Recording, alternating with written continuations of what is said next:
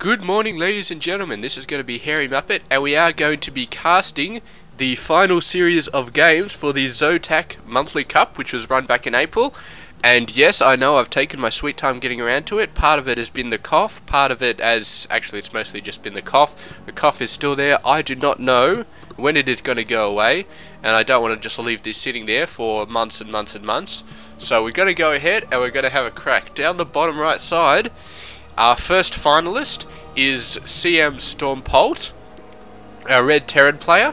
Now he did an absolutely awesome job in the semi-final series against Tails. Tails, our Protoss player, and it really got down to the wire in the third game. Basically, you should go back and watch it, but let me just say that it did involve workers having to, SCVs having to go out and defend their town, defend their base, and he managed to eke a win out after that. So that was absolutely awesome play. And on the top left side we do have Snute. Snute, another very, very awesome player in the semi-final series. In the third game he just macroed his ass off. He was building, I can't remember, I think he was building 30 roaches at one time or something like that. It was absolutely insane. They both traded armies, but Snute just went straight back up to max in like a matter of minutes. And just went in there and just steamrolled our other Protoss player Sage. He was a Protoss player Sage he was going against in the semi-final. So there we go. Sage was knocked out by Snute, and Tails was knocked out by Polt. But now we are down to the grand final, the grand final, whatever, and it is going to be between our red Terran player CM Storm Polt and our blue Zerg player Liquid Snute, and we are going to see how this shit goes down. We do have a expansion coming down off the spawning pool. Spawning pool looks like it went down first, so that's pretty sweet. He's going to get the queen out nice and soon. He's actually getting lings out before he gets the queen out, which is very interesting. So he's not going for a macro heavy sort of thing. He's trying to get the lings out first, maybe do a bit of harass.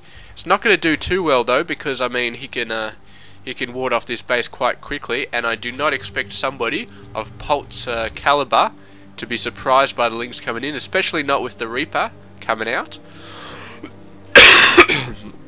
And there we go, there's the first Reaper coming out now. He's not producing a second. This is obviously just for scouting purposes of some sort, or I'm not really sure. Looks like these lings maybe just for scouting purposes. Gonna go up and try and get the watchtowers maybe? No, they're just running around. Here comes the Reaper. He's going to take out a couple of lings. He's going to see the expansion, but he can't have not been expecting that. And here we go, very fast expansion from the Terran player as well. He's building it on the low ground. Not sure if I agree with that, because the Terran player does not have enough to push these lings off. And this guy is going to have to cancel and just run away.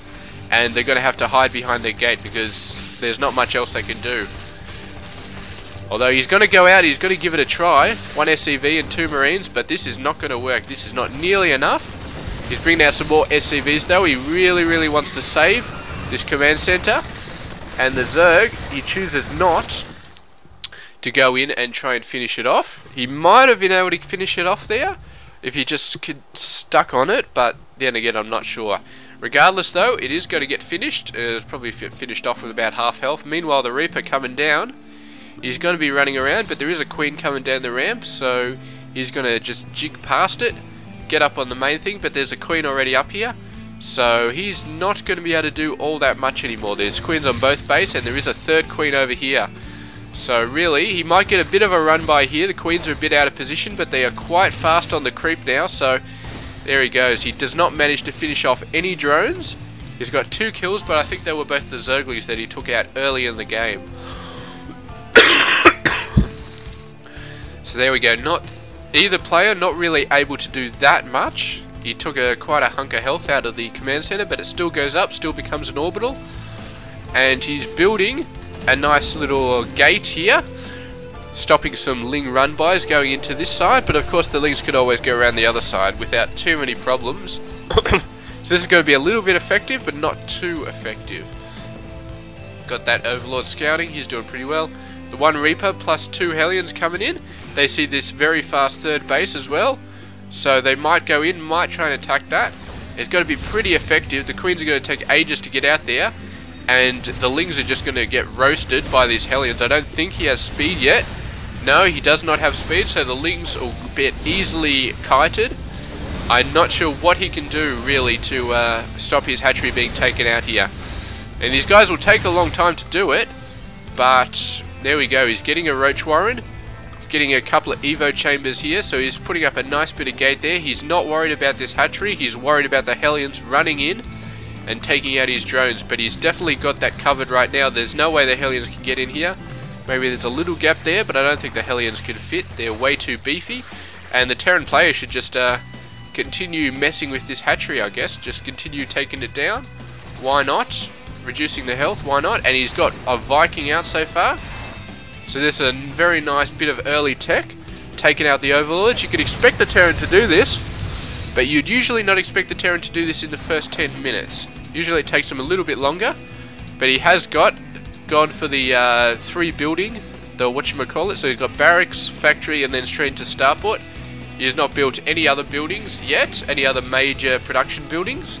So very, very fast starport there, and he is going to use it as much as he can to take out these Overlords. Base over here is finally finished. Yes, if only the Reapers had the building attack, they would probably have taken that down by now, but unfortunately they do not. And they're just going to run back. One Queen's going to come down. I don't know if he saw that. But here we go, the Roaches coming out now, so that is why he left the Queen out there, because he's not worried about the Hellions anymore. He's got the Roaches out on the field. They might still be able to run through, but it's getting a lot more dangerous with the Roaches out there. They're going to take a lot more losses. And this Viking, not doing a very good job at finding Overlords. He's found one so far. He's going to find the second one here. Well, very, very easily. And there we go, he's going to take it out. But unfortunately that will delay this command center from landing for another minute or so, which is not very good at all. And here we go. Let's have a look at the Terran army. It's not very big so far. He's got his production facilities up now, so he's going to make it a hell of a lot bigger. He's getting a nice bit of wall there, which might help against the Roaches. Probably won't help too much, but it'll help a little bit. These Hellions doing a bit of a dance. The Reaper seems to have died at some point. And yeah, they're trying to find a way to do something, but it's just not working. They could perhaps get in here, run through these rocks when they get taken down, but I'm sure the Zerg will have an answer for Hellions coming through this gap. I'm sure he means to take these rocks out ASAP. Just as the Terrans are taking out these rocks. So they managed to land the command center.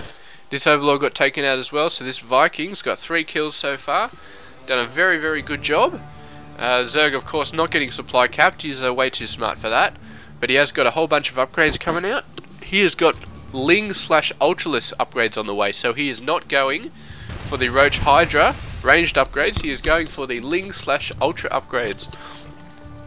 And with the infestation pit covered down, I would not be surprised to see a hive come down and then an Ultralisk nest. Ultralisk pit, whatever it's called. Because it definitely looks like Ultralisk may be on the way for our Zerg player. But here we go, there's the hive coming down. And where do we go going for the Terran player? He's just going for a lot of bio at the moment. Getting out some medevacs, getting up level 2 armor upgrades, level 2 armor and weapons, sorry, and shields for his marines. So he's going to do very well, and we can expect some drop action going on soon. But he really, really needs, he's not teched out for Marauders at the moment. He needs to start getting teched out for Marauders very soon, because otherwise these Ultras are just going to do massive amounts of damage to him. But there we go, he is actually building infestors, so maybe not pure Ultralisk tech. But there we go. I didn't even see a scan come down to take those out. They may not have completely landed, but these ones did need a scan. He's going to stim in, he's going to destroy them all. And there we go, good job by the Terran player. The Zerg player is going to see this and he's going to say, alright, let's go in. Terran player, however, is ready for it. You see all the Zergs going in there. That means you cannot get past this wall. So he's going to have to move up here. And there he goes. He's going to move up there. He heard the sound of a Widow Mine and he just ran away. So not good for him. Whole bunch of Widow Mines up here though. And they are going to do quite a bit of damage to these Lings. They've got to do quite a bit of splash damage as well, but look at all these banelings, man. Where's the Widow Mine when you need them? Widow Mine, is it going to go off on... No, there's no Widow Mine going off on the banelings. Banelings somehow running through those field of Widow Mines, and, I mean, sending in the Lings first. Very, very good tactic by the Zerg player. He must have known that there were going to be Widow Mines there, so he sent all his Lings in there, sacrificed them. And there, here we go, here's the Banelings. The Banelings have just got speed right now. They're going to try and run in. They do barely any damage because there's so many Marines taking them out. And yeah, good job. But here we go, here's the Ultralisk nest coming down. What's Ultralisk Cavern? That's what the damn thing's called. So there we go, Ultralisk coming down. He's got 3 upgrades. These Ultralisks are just going to be massive. And the Terran player needs to scout out this Ultralisk Cavern. He needs to find out that it's coming. If he does not find out it's coming, and then 6 or 7 Ultralisks get laid down, and he does not have the Marauder tech on the way, he is going to be so royally screwed, it is not even funny. So he needs to get it done. Needs to find out about that Ultralisk Cavern. Where is the damn thing? It's not at his main base. There it is. It's on his expansion over there, or his 3rd base. It's technically the most well defended because of this gate, other than the main base. But here we go, the Infestors coming in. They did a bit of fungal stuff there. They're pretty good. They've taken out quite a bit of Marines. These guys trying to run away, trying to get away from the fungal growth. The Lings are all over the place. The Banelings are all over the place. This is a very, very scary force coming in here, trying to take everything out. The Marines have no choice but to run, and they are just not doing a good job. This massive amount of Lings just took them all out. The Terran still has a fairly large army. You can see he's doing a drop over here. He's going to see the infestation pit. He has not seen the Ultralisk Cavern. So there we go. It's a bit of genius actually putting it in the 2nd base, because the Terran player has not seen it. But yeah, he really needs to see it. And here we go. Look at all these Lings coming back. He's going to run past the changelings, but he's not going to attack him. He's a bit smarter than that. And the Terran player is doing a very good job of just macroing up an army as soon as he's lost his initial one. I keep thinking these are Widow Mines, but they're not Widow Mines, they're changelings. It's all over the place, changelings. And there we go, this one Hellion. Got to try and kite all these Lings. Going to try and keep that Zelgnaga watchtower in his control. Probably not going to happen though. And here we go, there's a couple of Ultralisks out on the field. Very heavily upgraded. They got 3 coming, and they've also got the Ultralisk armor coming. That's going to be a little ways off. And they got a crap load of Banelings as well. So, Ultra Baneling Infestor. Haven't seen this too much, but all 3 of these units are going to be very good. He's also got some Roaches and some Lings mixed in there. So this is going to be a very powerful army. I'd like to see some tanks, I think. Tanks would do pretty well against all these guys. I mean, tanks do well against Banelings and Lings. They do very well against Roaches and Infestors. And Widow Mines are going to do a good job as well, but I mean, just tanks. If you could somehow get the tanks out, then I reckon tanks would be awesome. But of course, the Zerg has the perfect counter for tanks, and that is the Viper with the Blinding Cloud. And Blinding Cloud's so good against the tanks, so he may be able to neutralise the tanks quite well if he gets the tanks out, if he gets those Vipers out. But there we go, the Terran player's got to be holding on, but he is in a lot of trouble here. All those Banelings coming in, and he has to concentrate on the Ultras and somehow still get the Infestors out, and I do not see it happening. It's just rolling on in here and just doing a massive amount of damage. He's trying to get out forces, but the Zerg player, man, somehow the Terran player still, his unit composition isn't that low. I mean, his 132 to 168 is losing quite a bit, but here we go. He's got a very nice chokehold here. He took out one of the Ultralisks. He's going to go ahead. He's going to try and push these guys away. These guys are going to run away. Infestors are all out of energy. They got no more Banelings left, so he's not a good position for him. And he's going to run in here. He's going to snipe out some Infestors. This is excellent job for the Terran player. He's going to snipe out some more. The Zerg has got to save this Infestors, but he's lost 6 so far. That's 7 going down. And a suicide stim by the Terrans to get that 8th one, and then they jump into the dropships and run away.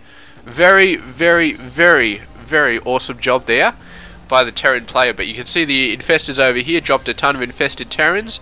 Managed to scare this base away. Probably got a ton of SCVs killed by there. If we have a look at the income, the Zerg player is 20 ahead of the Terran player. And that is fairly huge. He's got 4 bases. The Terran has 4 as well.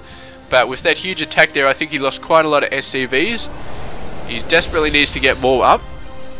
But you can see this mules. I mean, this massive amount of mules is going to shoot his middle income right up into the stratosphere. And there we go. He's back on top again. Mules was all he needed. But here we go. Here's the army coming in. Bunch of Lings, they're going to go for this side. You see the rocks down. Ling's not that good at destroying rocks. And here we go. Here's the minefield up here again for the Terran player. And this is going to take a lot of damage out for the Zerg player. But the Zerg has the overseers. He's got to roll in bit by bit to see these guys. The Terran player moving a bit out. Maybe he was hoping to snipe an overseer, but not quite going to happen. Sending out a couple of Banelings, going to wipe out this small force. He's being very pushy here. He wants the Zerg player to run in and get hit by those Widow Mines. Of course, Widow Mines not that good against Ultralists, but they're going to do quite a bit of damage still. We see 2 Ultras going down. This force getting chased away this way, this force getting chased away that way. And this force is in a lot of trouble. That's just too many Banelings, but they all get taken out with the small force at the front, taking out the supply depots. And the force manages to survive up the back. Meanwhile, these guys kiting all their life's worth, managing to take out a lot of guys. You can see the Terran player is really getting a lot more Marauders. He's producing 3 Marauders at once. A lot better than the one he was producing before. So he's definitely countering the Ultralists the best he can. He's got 3 free upgrades. He's got all the upgrades he needs. Corvid Redactor. What the? Corvid Reactor. Is that like a... I don't know, maybe that's a medevac thing or a Raven thing or something. I have no idea what that is. But there we go. Zerg player might be thinking about a 5th base. Terran's already got his 5th base up here. He's getting a planetary on there, so good job on him, finally getting a planetary. I might have gotten one over there, but he got a orbital there, and he is going to get a massive amount of mules out over that. These Marines, they are never getting home. They are never going home. And I've got to say, grats to the Terran player just for keeping the production up high enough. The Zerg player, man, he's got all the bases, he's got all the hatcheries, he's doing an excellent job. Look at these overlords, man. Great diversionary tactic there. And they're popping off the bloody Widow Mines all over the place as well. Great job there by the Zerg player, using those overlords to set off the Widow Mines, to scare the Terran player into popping off his stim to take him out. He's got to be worried about a Baneling drop from that position. But there we go, there was no Banelings in those overlords, they were just a diversion, and the Ultras come in, no Widow Mines left, Marines already stimmed, and they just do a crap load of damage right there. And this expansion, all the SCVs getting taken out, and these guys coming down, going to wipe out the rest of these forces, are going to try to anyway. This Ultralist goes down, crap load of Corruptors. I don't know why the Corruptors are there, they've got to be able to take out the Medevacs maybe. And here we go, here's a fresh set of Widow Mines, or maybe they were the same ones as before. And yeah, look at these. These guys are out hunting for Medevacs, man. He knows the Medevacs are keeping these forces alive. And Corruptors are so beefy, man, it takes quite a lot of Marine fire to actually take them out. So good choice by the Zerg player. And there we go, though. He was preparing to go in there for another distraction, but I mean, it's such a good choice. I mean, bloody Overlords. They're so cheap to produce, relatively, only 100 minerals. And they're so beefy as well. You send them in over the Widow Mines and they'll probably survive. Just on 200 health, quite a bit of health. So there we go. Terran player, he's got this watchtower, he knows about this base. He was going to try and take it out, but he sees the forces coming in and he does not want any part of that maybe yet. He's waiting for a bit more. He's going to choose to fortify this base instead. The action is going to be on this ramp right here between these 2 bases. He's going to get the Widow Mine set out there. He's watching out for the Zerg player to come in there. He's setting Widow Mines out all over the place, spacing them out very nicely. Sending out 1 Ling, 1 drone. The Zerg player knows they're coming out there. He does not want to set off the Widow Mines with his expensive units. Couple of Raven Bombs coming down on the Infestors. This is going to be absolutely awesome. Raven Bombs do massive amount of single target damage and a bunch of splash. And the single target, it's enough to take out the Infestors completely. And there we go. A lot of Banelings coming in here though. We're going to have to stim back, run away. The Widow Mines going to do their job, taking out a lot of Banelings there. Most of the Terran force survives. Going to come in here, Raven Bomb's still going off, I think. He's starting to run out of energy though, and the infested Terran's being popped down, taking out one Raven. This force coming down. They're doing a very good job at taking out the Ultralisk, but the fungal growth coming down from those infestors, doing a lot of damage to the Terran forces, and he's going to need some reinforcements over there straight away. He's building a crap ton of Ravens as well, which is good for them. You can see he's still got quite a few Widow Mines out there. Always worried about a counter from the Zerg player, just a bunch of Lings running into his main base, always going to be a problem. And here we go, the Ravens. He's not watching his Ravens. He really needs to get that guy out of there. He really needs to get this guy out of there because, yeah, those guys don't have too much health left. But there we go, he's going to push in here. He's going to tempt the fungal growth a little bit. But there we go, the Banelings are what he really has to worry about. And those Banelings going in there. And here we go, Widow Mines coming in. They're not hitting the Banelings though, but the Planetary Fortress is going to help out here a bit. Unfortunately, that means letting the Banelings into the mineral line, which is not good at all. Here come the Ultras, here come some Lings. They're going to go in there, they're going to do some damage. The Terran force has been knocked down quite a bit, but the Ultras are going to concentrate on this Planetary Fortress. 3 Ultras, it has no chance, it has gone down right there. And the Zerg at a distinct advantage as of that point right there, taking out that Planetary Fortress. Really doing some good job, and I think the Zerg has an advantage. I can't really say anybody had an advantage thus far up to the 30-minute mark, but now I'm going to say that the Zerg player definitely has an advantage, and we'll see how he does with it. Got the Widow Mine's still there. The Zerg hasn't been taking out the Widow Mines as much as possible. He's pretty happy just to let them sit there and knock them off with Lings all over the place. But the Widow Mine's very aggressive up here. Very aggressive. He's pushing the Ultras back. The Ultras don't want to go anywhere near the Widow Mines. And there we go. They're getting really close though. They're hitting the Ultras directly now. Not the Ultras, the Infestors, and the Marines. Marauders going in there. They're still getting some fungal growth set off though. More Raven Bombs coming down on the Infestors. Really good at whittling down these Infestor numbers. But the Ultras, man, they're so beefy. And they really just going in, doing massive amounts of damage. And you can see that, I don't know if it was splash damage or what, but yeah, just the Infestors slowly getting taken out bit by bit. He's building more Infestors, but the Ravens doing an excellent job of taking out these Infestors, constantly taking them out. He's trying to split them up, but yeah, they're just getting taken out. Single target damage enough to wipe out an Infestor, and they're just going down so fast. The Raven proving to be an excellent counter to the Infestors. Of course, Infestors, not much they can do against Ravens. They can fungal growth them, but they've got quite a lot of damage. Meanwhile, though, the Ultra Ling push out is continuing, and is just doing so much versus this Marine Marauder force. Although this is a fairly large amount of Marine Marauders, with a whole bunch of medevacs coming up to support him. I think he should be able to make a push with this. He's made a push up there. He's getting the Ravens down, setting up some auto turrets. Not really any minerals left at this base anyway, so it's not going to be doing too much. But there we go, the force is coming in. He needs to move these guys in as well. But here we go, the Zerg player, he's got some spines down to sort of prepare for that. But he is going to lose this base, I believe. And this is very bad for him, because this is a very, very good mining base right here. He's going to send in one Ultra, but he was completely caught off guard by this attack. He was not prepared for it. And this hatchery is going to go down. And the question is, how many of these drones are also going to go down? The Terran player is going to try and get a few of them, but he's going to miss most of them, I think. Actually, he's going to get about half of them. And a nice fungal growth coming down there at the perfect time. Just when he could have been chasing workers, the fungal growth goes down, traps half his army. But the rest is going to get wiped out. Meanwhile, the Terran player is going down here. And I believe that with that move, the Terran player has equalized the game somewhat. I'm not going to say if he, but there he goes. Actually, I guess he more than equalized the game. I guess the, put the Zerg player right at the end of his rope, and yeah, you can see by the amount of minerals and these long distance mining from these drones here, the Zerg was absolutely unprepared for a hard push on this hatchery. He basically, his entire game was riding on this hatchery.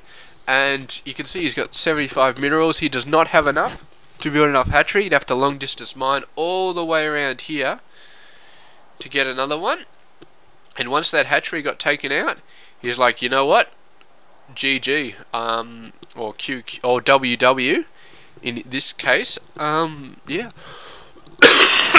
He just, he didn't have the economy. He was crippled economically at that point, and I mean, his army had also just gone down, just gone really, really far down. The Terran mining off 2 bases probably had a lot to do with it.